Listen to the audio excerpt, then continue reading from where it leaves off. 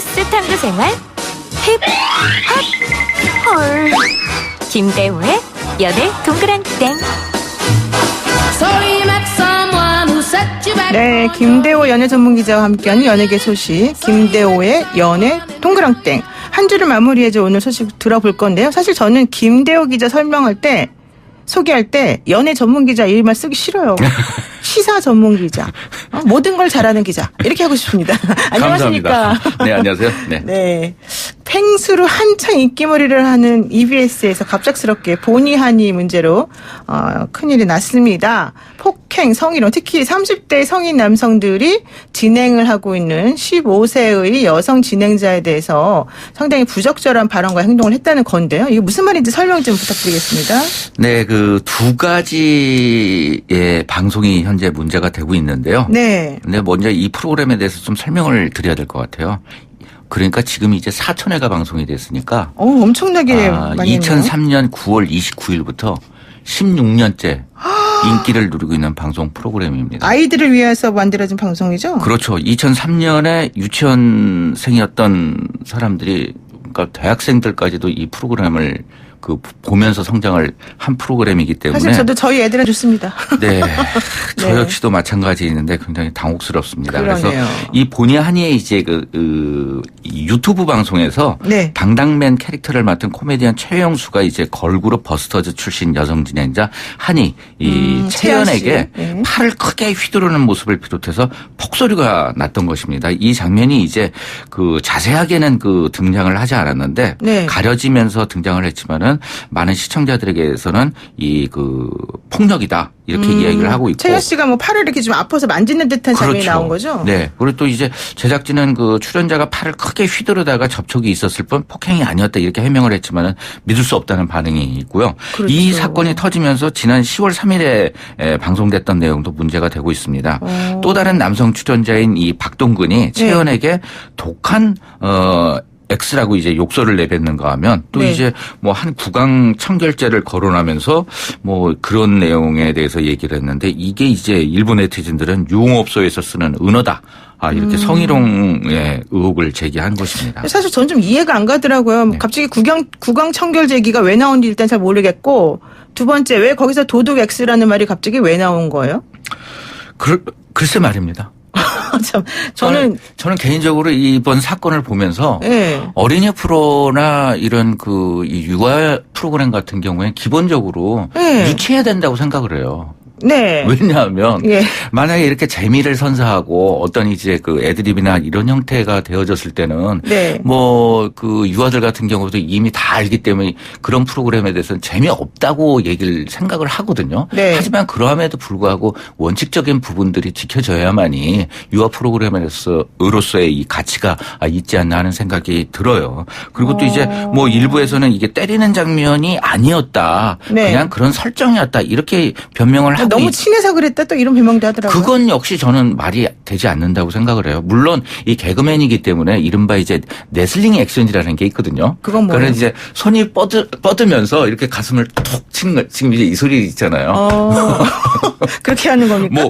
그렇다 하더라도 이 방송을 보고 있는 유아들 같은 경우에는 충분히 그 장면에 대해서 따라하죠. 그런 거에 대해서 잘 모르고 네. 폭력 형태로서 받아들이는 거거든요. 그리고 이제 친구들에게 고스란히 이런 것들이 이제 또 모방을 할 수밖에 없는 문제고. 반두라라고 하는 외국의 학습 심리학자가 있어요. 네. 이 사람이 큰 인형을 가지고 인형이 폭력을 행사하는 그런 장면을 아이들한테 보여주면서 실제 그 아이들이 그런 행동을 따라하는지 안 하는지를 실험을 했었단 말이죠. 예전에 네. 모방학습.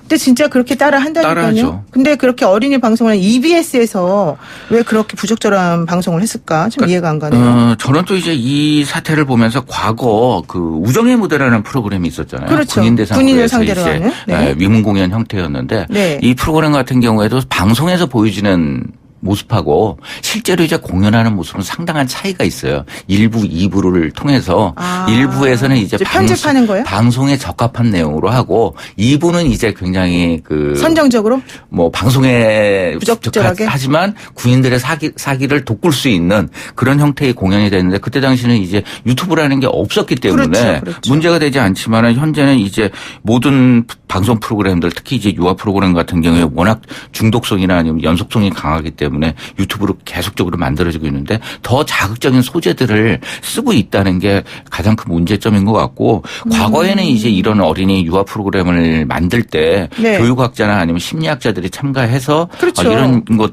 그 콘텐츠도 구성하고 했는데 지금과 같은 경우에는 어떤 재미, 그다음에 또 시청률, 그다음에 또 어린이들이 즐거워할 수 있어야 된다는 그 원칙이 있는 것 같아요. 근데 앞서도 말씀드렸지만 이 유아 프로그램 같은 경우에 저는 기본적으로 재미가 없어야 아니 그래도 아니 재밌게도 하면서 교육적이기도 하면서 이걸 다 추구해야죠. 또 재미없게 하면 애들이 보겠습니까?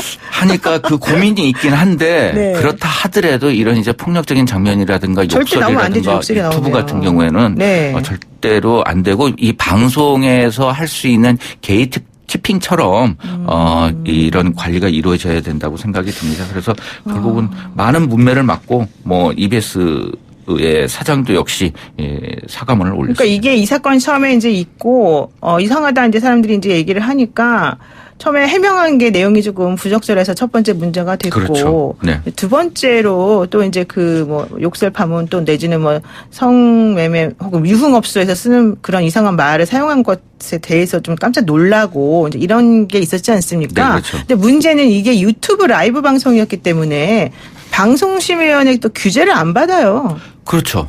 이게 EBS라고 하는 방송국을 통해서 나갔으면 모르는데 그게 아니라면 규제를 못 하잖아요. 네, 그리고 실제적으로 지금 현재는 이제 그 동영상 접속이 차단된 상황이기 때문에 그렇죠. 이 방송통신심의위원회에서도 제재 대상이 아니다라고 이제 입장 표명을 네. 했습니다만 제가 생각할 때는 이제 방송 프로그램 같은 경우에 워낙 인지도가 높고 그다음에 또 공신력이 있기 때문에 그럼요. 게다가 EBS 그러면은 우리는 믿고 보는 방송 아닙니까? 있기 때문에 어느 정도는 이런 그 심의 부분에 있어서 신경을 써야 되지 않을까 하는 생각이 들어요. 그래서 뭐 이 가짜 뉴스라든가 아니면은 또 노란 딱지 붙는 그런 이 유튜브 방송이 아니고 만약에 뭐 YTN이라든가 이런 형태에서 이루어지고 있는 형태면 방송 심의에 근접할 수 있는 그런 게이트키핑이나 아니면 또 심의 시스템이 갖춰줘야 되지 않을까 하는 생각이 듭니다. 그렇죠. 그리고 이제 이게 카메라가 있는 데서도 그런 행동을 했다면 카메라 없을 때에도 혹시 그런 행동을 할 수 있지 않을까 이런 또 걱정도 사실 되고요. 네, 그럼 뭐 실제적으로는 제가 생각할 땐 개그맨들이 카메라가 없을 때는 굉장히 다른 수줍은 모습을 하기 때문에 아, 그래요? 카메라가 있는 게 또 문제예요. 아, 카메라가 있을 때는 게 오히려 더 최대치로 나쁜 네, 행동일 수 있다. 네, 네. 예, 그렇군요. 자, 그런데요. 이제 이 피해자가 또 미성년자인데 이런 거에 대해서 좀 생각 없이 했다는 것도 문제인데요. 이 컨텐츠 관련해서 컨텐츠 특성상 유튜브 라이브, 그러니까 유튜브 라이브라고 하는 거는 기본적으로 뭐 EBS처럼 그 정규 방송을 통해서 나가는 게 아니라 이 유튜브 우리가 알고 있는 네. 그런 방송을 통해서 이렇게 선별적으로 나가잖아요. 자기네들이 이렇게 선택해서 그렇죠. 볼 수 있게끔. 근데 이 유튜브 라이브를 왜 굳이 합니까? 저는 좀 그 EBS에서 생방송에 관한 그 어떤 노하우 부분이 조금 부족하지 않았나 하는 생각이 들어요. 물론 왜요? 이제 다른 네. 생방송에 대한 그 제작 실력도 굉장히 뛰어나지만 공연이나 뭐 기타 등등. 한데 이제 이 라이브 같은 경우에는 더 어떻게 본다면 녹음 방송, 녹음이거나 아니면 녹화보다도 더 엄격하게 사전에 준비를 해야만이 사고를 방지를 할 수가 있는 거거든요. 그렇군요. 뭐 과거 이제 MBC 같은 경우에도 한 음악 프로그램에서 한 뮤지션이 이 그 하의를 벗어가지고 굉장히 충격적인 게 방송이 되기도 했었고 그렇죠. 하기 때문에 더욱 엄격하게 관리가 되어져야 되는데 이 유튜브 그러니까 뭐 이런 그 새로운 이제 그 플랫폼에 대한 이 대책이나 아니면 이런 부분에 대해서 좀 간과하지 않았을까 하는 생각이 듭니다. 맞습니다. 유튜브라고 하는 이 새로운 플랫폼이 또 가지고 있는 특성, 또 이런 특성을 이렇게 나쁘게 이용했을 때 어떻게 될지 이런 것들을 조금 심도 깊게 생각을 좀 세력 있게 했어야 된다. 이게 이제 문제인데요. 이 일이 밝혀지고 나서 당사자인 출연자들의 반응은 어땠습니까? 굉장히 이 뭐 피해자일 수 있는 최영량 같은 경우에는 워낙 친한 사이였기 때문에 이 그런 문제는 전혀 없었다. 그리고 또 이렇게 얘기를 하고 있고 이제 그 당사자인 이 최영수나 아니면은 또 박동근 씨 같은 경우에도 이런 부분에 대해서 좀 그 잘못 잘못을 한 것은 맞지만 네. 구체적으로 뭐 이 폭행의 의미를 담지 않았었다 반성을 하고 있습니다. 그런데 이들 같은 경우에는 사실 개그맨들이 그 어린이 프로그램에 출연할 함에 있어서는 굉장히 신중을 기하긴 기해요. 그리고 그렇죠. 자신이 잘못을 저질렀을 때 이 어린이 유아 팬들에게 끼칠 영향 때문에 사생활 관리도 굉장히 엄격하게 하는 편이거든요. 네. 그리고 또 이제 굉장히 오랜 기간 진행을 하다 보면은 만약에 파지되거나 이렇게 할 때 눈물을 흘리면서 이제 그 공황장애까지도 올 정도로 프로그램에 대한 애정이 많은데 네네. 이번 일로 인해 가지고 굉장히 뭐 상처를 많이 받았을 것 같아요. 하지만 네. 또 이 방송을 보고 있고 지켜보는 사람들에게는 더욱 큰 충격이었기 때문에 많은 반성과 그다음에 또 EBS에서는 제작 중단을 선언했지만 이에 관해서 적절한 이 대책과 그다음 앞으로 그 어떤 대책이 있어야 되지 않을까. EBS에서 그래서 김명중 대표가 사실은 즉각 또 사과를 하고 이제 방송 자체로도 중단하고 이러긴 했습니다. 네. 그리고 이제 그 책임자 등에 대해서는 보직 해임을 했어요. 하지만 이제 그 시청자들은 이제 이 유튜브가 실제적으로 이제 수익이 이루어지는 부분이기 때문에 EBS에 대해서 돈만 하는 방송이다. 이런 비난을 쏟아내고 있습니다. 그러니까 유튜브 방송을 보는 구독자 수가 많고 그러면은 광고 수익이 들어오는 거죠. 광고 수익에 뭐 시청 수익에 하기 때문에 그런 부분에 대해서 논의가 좀 있어야 되지 않을까 하는 생각이 EBS가 있습니다. 그러면 안 되죠. 네. 뭐 개인 방송도 아니고. 어쨌든 참 안타깝습니다. 자, 그리고 다음 질문 하나만 더 드릴게요. 드라마 촬영 중에 불미스러운 일이 발생했다. 촬영 사고로 현장 스태프가 다쳤다. 이런 내용도 있는데 이게 무슨 말입니까? 네, 이런 사건이 날 때마다 굉장히 제가 화가 나는 부분인데요. 네. OCN의 드라마 본대로 말하라 촬영 현장에서 교통사고로 스텝이 다치는 사고가 발생을 했습니다. 그래서 네네. 1년 6개월의 치료를 필요로 하는 척추표 골절 사고가 이루어진 1년 것인데요. 6개월이요? 네. 지난달 큰 사고네요. 29일에 이제 인천 영종도 인근 도로에서 발생했는데 네. 슈팅카 그러니까 촬영을 위해서 특수 제작된 차량입니다. 탑승해서 이제 경찰차가 도주 차량을 추격하는 장면이에요. 네. 물론 촬영하면서 위험하긴 사고 날 수 있어요. 네. 한데 이에 대해서 신고도 하지 않았고 보험 처리도 제대로 되어 있지가 않은 거예요. 원래 그런 거 다 미리 하고 해야 되는 거 아닙니까? 하고 해야 되는데 거의 우리나라 이 야외 촬영과 같은 경우에는 약 80% 이상이 이 허가를 받지 않은 촬영이에요. 아, 그래요? 그래서 이제 해외 같은 경우에는 엄격하게 이 촬영에 관한 보험을 들어야 되고 보험을 든 증서로서 경찰과 아니면은 현지 이제 행정 당국에 촬영 신고를 해야만이 그렇죠. 예. 촬영 허가가 떨어지는 것이거든요. 근데 네. 우리나라 같은 경우에는 뭐 카메라나 아니면 이런 연기자가 어떤 방패막이처럼 아무 데서나 촬영을 해야 된다는 이상한 어떤 생각을 갖고 가지고 있는 것 같아요. 네, 그래서 네. 이런 사고들이 종종 발생을 하고 있습니다. 과거 이제 90년대 같은 경우에는 똑같이 이제 차량 슈팅카 촬영 장면에서 촬영 감독이 이 차에서 추락을 하면서 사망하는 사고까지 일어났었거든요. 네. 그리고 또 뭐 여러 가지 촬영장에서 사고가 발생을 하는데 이 부분에 대해서는 뭐 방송 관계자든 아니면 또 정부 당국에서도 적절한 조치를 취해야 되지 않을까 하는 생각이 들어요.